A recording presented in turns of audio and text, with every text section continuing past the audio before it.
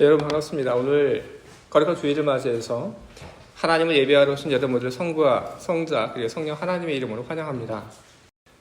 우리가 예배를 하고 우리가 신앙생활을 하는 데 있어서 어떤 아쉬움이 남는 그런 일들이 없어야 될 겁니다. 오늘 하나님을 예배하러 나오신 여러분, 오늘 하나님을 예배하는 데 있어서 여러분들이 아쉬움이 없기를 바랍니다. 여러분이 온 마음을 다하여 하나님을 잘 예배하시고 내가 오늘 온 몸과 마음을 다해서 하나님 기뻐하시는 예배를 정말 잘 드렸다. 그런 마음이 여러분들 안에 함께하길 바랍니다. 하나님께서 오늘 여러분의 그 예배를 받으시고 그리고 여러분을 기억하시고 그리고 여러분들 위해 크신 은혜와 사랑을 베풀어 주시기를 바랍니다. 이제 성부와 성자 그리고 성령 하나님의 이름으로 주일 예배를 시작하도록 하겠습니다. 이제 우리가 함께 나눌 하나님 말씀 보도록 하겠습니다. 오늘 제가 여러분들과 함께 나눌 하나님 말씀은 에베소서 5장 8절부터 14절까지 기록되어 있는 말씀입니다. 너희가 전에는 어둠이더니 이제는 주 안에서 빛이라.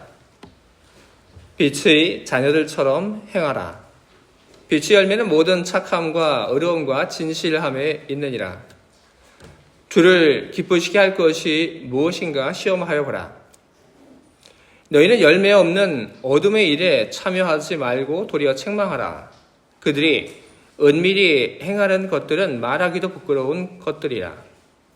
그러나 책망을 받는 모든 것은 빛으로 말미암아 드러나나니 드러나는 것마다 빛이니라. 그러므로 이르시기를 잠자는 자여 깨어서 죽은 자들 가운데서 일어나라. 그리스도께서 너에게 비추시리라 하셨느니라. 아멘. 설교하기 전에 우리 함께 기도하겠습니다. 하나님의 부름을 받고 이 자리에 나온 우리들 마음을 다하여 하나님을 예배하고 있습니다. 하나님이 우리 가운데 함께 하시며 우리 예배를 기쁘게 받고 계심을 우리들은 믿습니다. 하나님께 기도하고 그리고 찬양을 올려드렸던 우리들, 이제 하나님께서 우리들에게 하시는 그 말씀을 듣고자 합니다. 우리 마음을 열고 우리 귀를 열고 주의 말씀을 듣고자 하오니 주의 말씀이 우리 안에 들어오게 하시고 그리고 그 말씀이 우리 안에 머물게 하시옵소서. 그 말씀을 붙잡고 우리들이 살아가겠습니다. 그리고 그 말씀을 붙잡고 살아가는 중에 아름답고 선한 열매가 나타나기를 기대합니다. 그것이 우리의 기쁨이 되기를 바라고 우리 하나님께 영광되게 하시옵소서. 예수 그리스도의 이름으로 기도합니다. 아멘. 오늘 저는 여러분들 앞에서 에베소서의 말씀을 읽었습니다.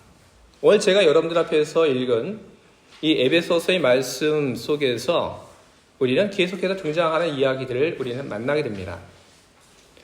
오늘 계속해서 우리들이 만나는 그 말씀은 무엇이냐 하면 빛과 어둠에 대한 이야기입니다.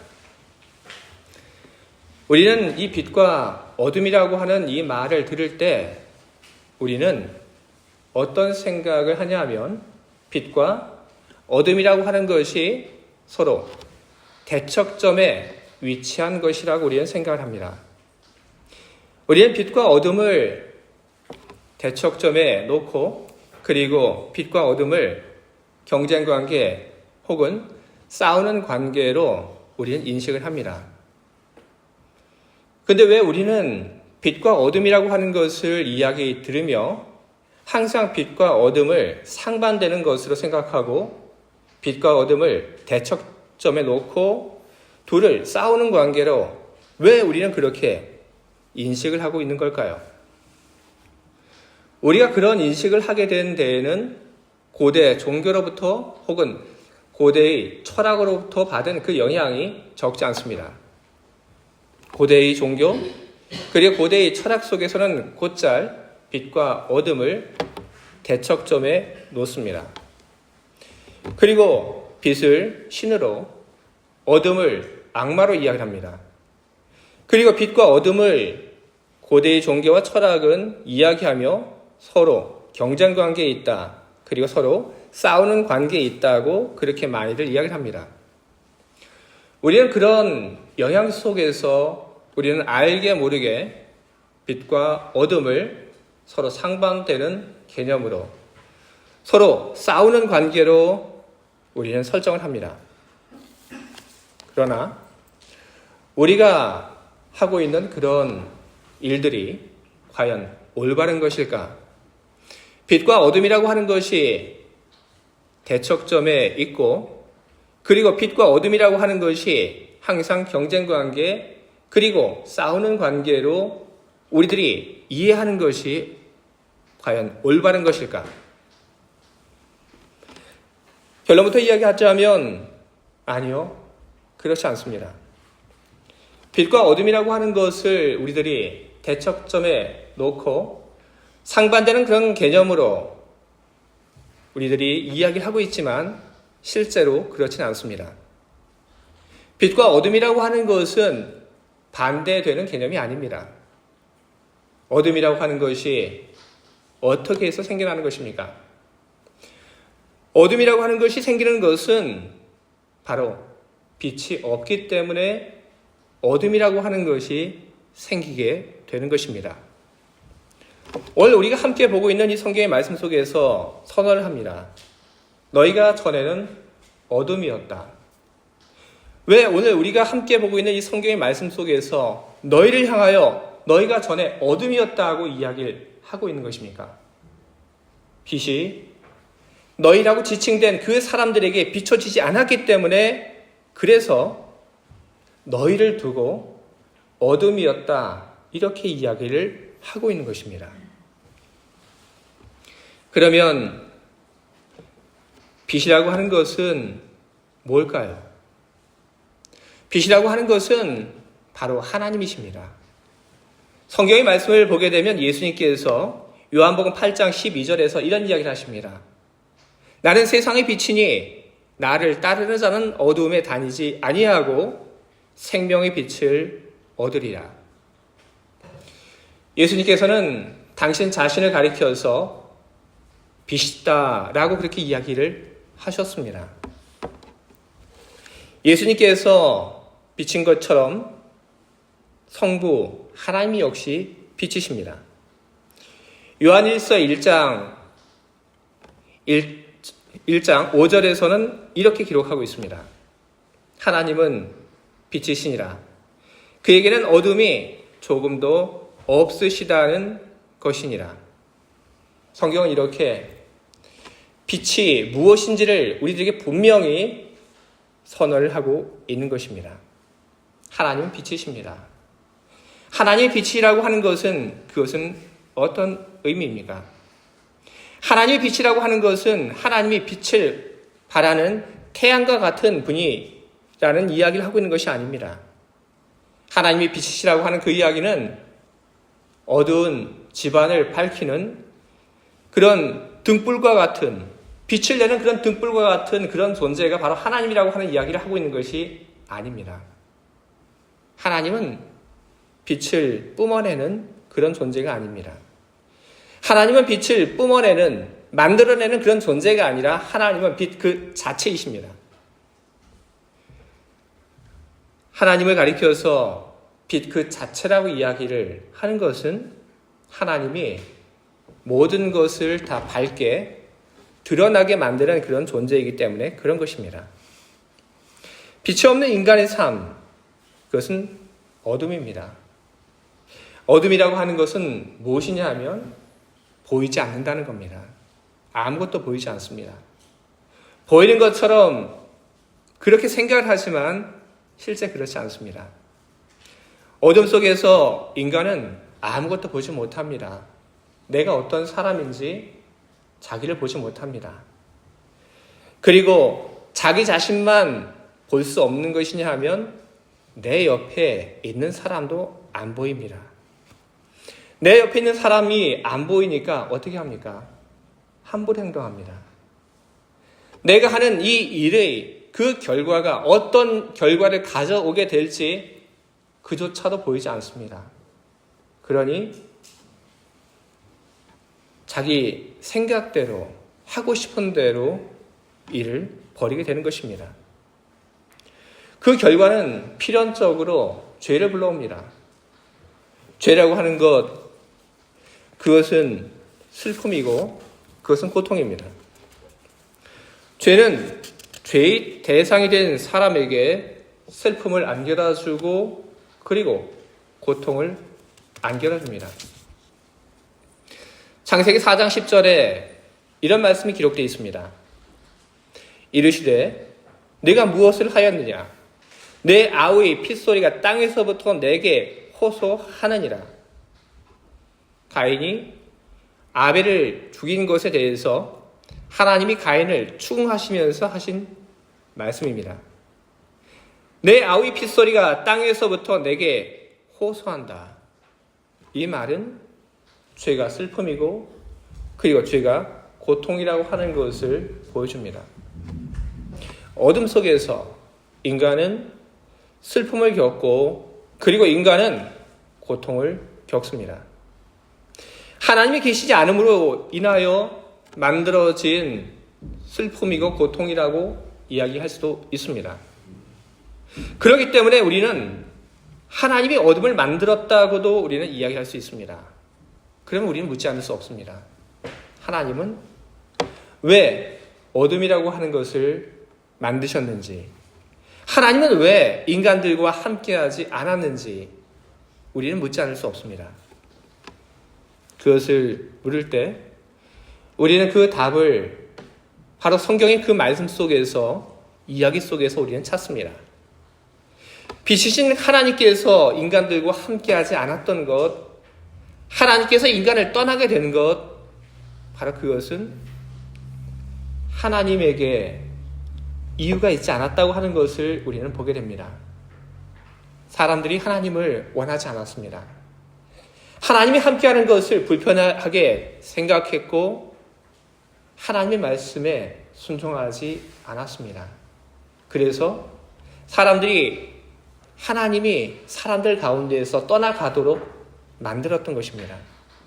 하나님, 그때 사람들 가운데서 떠나가시며 그때 하나님께서 느끼셨던 그 마음은 어떤 것일까요? 하나님은 인간들이 하는 그 모든 그 서운함에 대하여 하나님은 마음 아파하시며 인간들을 떠나가셨고, 빛이신 하나님이 떠나가신 그 후에 인간들은 어둠 속에서 살고, 그리고 그 어둠 속에서 인간들은 누군가에게 고통을 주고 그리고 슬픔을 겪으며 살게 되었던 것입니다. 하나님은 이런 인간들 가운데 다시 오셨습니다. 믿음을 타고 사람들 가운데 다시 돌아오셨습니다. 왜 하나님은 다시 사람들 가운데 돌아오신 것입니까?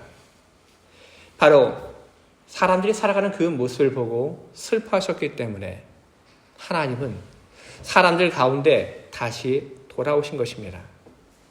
죄를 짓고 실망하고 상처받고 분노하며 살아가는 사람들, 그렇게 살아가는 사람들의 그 모습이 너무나도 안쓰럽고 슬퍼 하나님은 다시 우리 곁으로 오게 된 것입니다.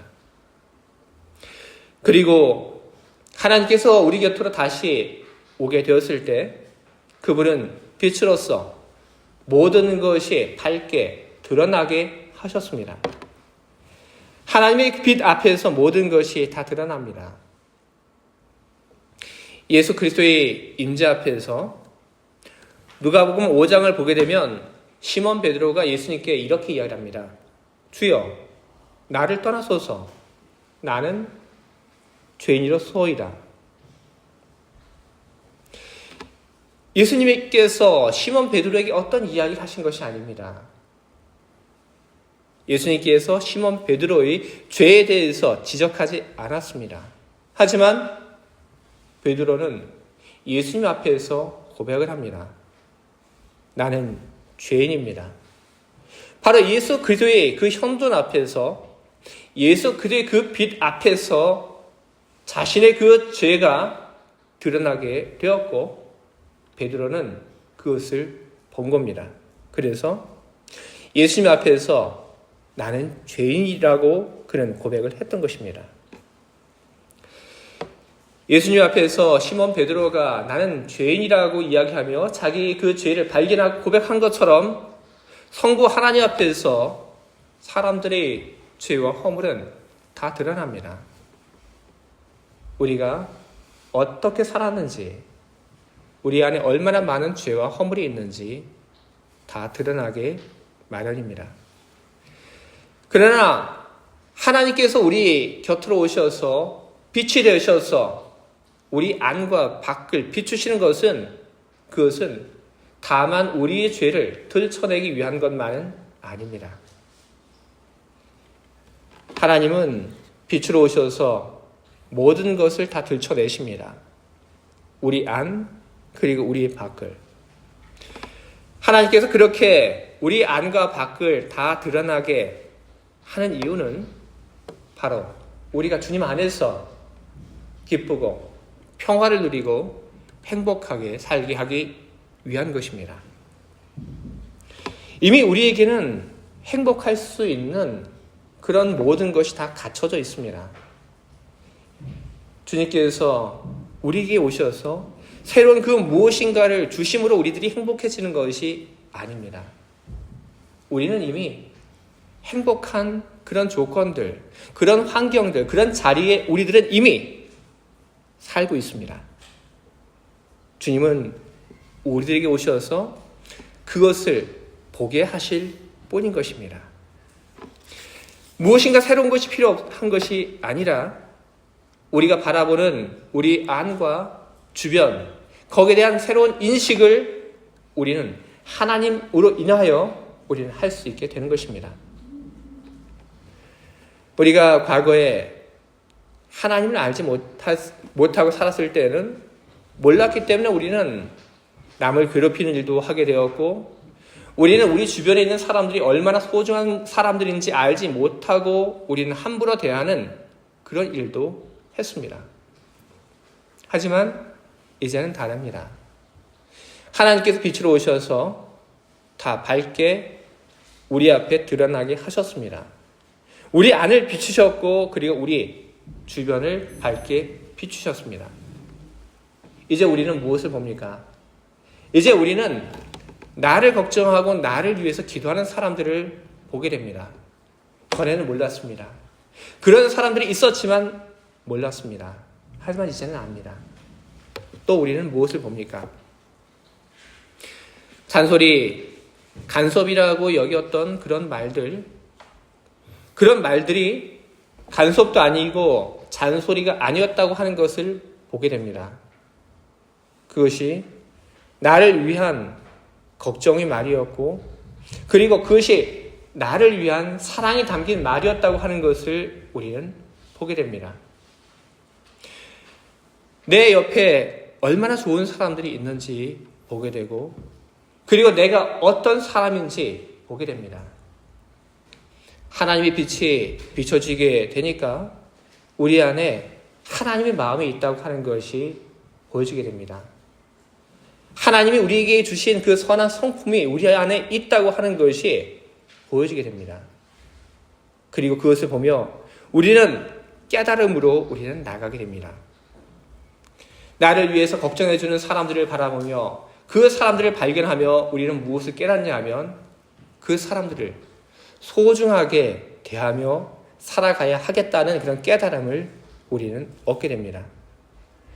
나에게 여러 가지 이야기를 해줬던 그 사람들이 얼마나 소중한 사람들인지 그 사람들을 아끼며 사랑하며 살아가야 하겠다는 그런 깨달음이 우리 안에 들어오게 됩니다. 그리고 나라고 하는 그 존재 속에 있는 선한 마음, 하나님의 마음, 그것을 우리들이 바라보며 우리는 그 마음을 붙잡고 살아가야 한다는 것을 우리는 깨닫게 됩니다. 우리는 우리 건강이 얼마나 소중한 것인지 그리고 하나님께서 우리가 건강할 수 있도록 얼마나 많은 일을 하고 계신지 우리는 그것을 보고 우리는 깨닫게 되는 것입니다. 보이는 것은 항상 우리로 하여금 깨달음으로 나아가게 만듭니다. 우리가 무엇인가를 보고 우리가 깨달음으로 나가지 않는 그런 결과는 우리 상상할 수도 없습니다. 무엇을 보고 그리고 무엇을 알게 되었는데 그것을 보지 못한 것이냐, 그것을 모르는 것이냐, 우리는 과거로 절대로 돌아갈 수 없는 것입니다. 우리가 보지 못했던 것에서 우리는 새로운 것을 보게 되었고 그것은 우리로 하여금 어떻게 살아가야 하는지에 대한 깨달음을 우리에게 안겨다 줍니다. 우리는 그 깨달은 것을 가지고 우리는 살아갑니다. 그렇게 살아가는 여러분과 저의 삶은 어떤 것입니까? 성경은 이야기합니다. 그렇게 살아가는 그 삶은 착한 것이고 의로운 것이고 그리고 진실한 것이다. 우리는 그렇게 살아갈 것입니다. 하나님께서 밝혀주신 우리의 내면 안에 있는 선한 것을 발견하고 그것을 붙잡고 우리는 그렇게 살아가게 될 것입니다. 우리는 우리 이웃에 대해서도 우리는 착하고 의롭고 그리고 진실됨으로 대하며 우리는 살아가게 될 것입니다. 그것을 본 하나님은 기뻐하십니다. 왜냐하면 하나님께서 수고하신 그 수고의 열매가 맺어지고 있기 때문에 그런 것입니다. 주의 사랑하는 교회 여러분, 하나님은 빛이십니다. 하나님은 우리 인생에 있어서 단 한 번만 커다란 빛을 비춰주시는 것이 아니라 하나님은 우리 인생 속에서 끊임없이 빛을 비춰주시고 우리 내면과 그리고 우리 주변에 있는 모든 것을 다 밝히 드러나게 하시는 그런 분이십니다. 그 빛이 있음으로 인해서 우리는 기뻐하고 소망을 갖고 우리는 어떻게 살아가야 할지 우리의 삶의 길을 정할 수 있게 되는 것입니다. 주의 사랑하는 교회 여러분, 하나님, 빛이신 하나님께서 여러분의 내면과 그리고 여러분의 그 주변을 밝히 비추도록 그렇게 여러분 만들어 가시길 바랍니다. 마태복음 5장 14절 15절에 예수님께서 하신 말씀이 있습니다. 너희는 세상의 빛이라. 산 위에 있는 동네가 숨겨지지 못할 것이요 사람이 등불을 켜서 말 아래에 두지 아니하고 등경 위에 두나니 이러므로 집안 모든 사람에게 비치느니라. 아멘. 하나님은 여러분에게 오셔서 빛을 비춰주십니다. 그 빛을 가리지 마시고 그 빛을 덮지 마시기 바랍니다. 주님의 그 빛을 덮지 않고 그 빛을 가리지 않는다고 하는 것은 무엇이냐 하면 바로 우리들이 주님을 우리의 삶의 그 가운데 모시고 살아가는가 그렇지 않은가 그 이야기를 하고 있는 것입니다. 주님은 여러분의 삶의 중심에 놓으시기 바랍니다. 주님을 중심으로 여러분 생각하시고 그리고 여러분 삶의 우선순위에 있어서 하나님을 제1의 우선순위로 두시기 바랍니다. 바로 그것이 주님의 빛이 여러분에게 밝히 비추게 만드는 길인 것입니다. 주님이 밝게 비춰주시는 그 빛을 따라 여러분들이 어떻게 살아가야 하는지 그리고 여러분들 주변에 있는 좋은 사람들과 그리고 여러분들 주변에 있는 하나님이 주신 그 많은 은총에 대하여 감사하고 기뻐하며 그 안에서 힘을 얻고 살아가시는 여러분 모두가 다 되시기를 주님의 이름으로 축원을 드립니다. 아멘. 함께 기도하겠습니다.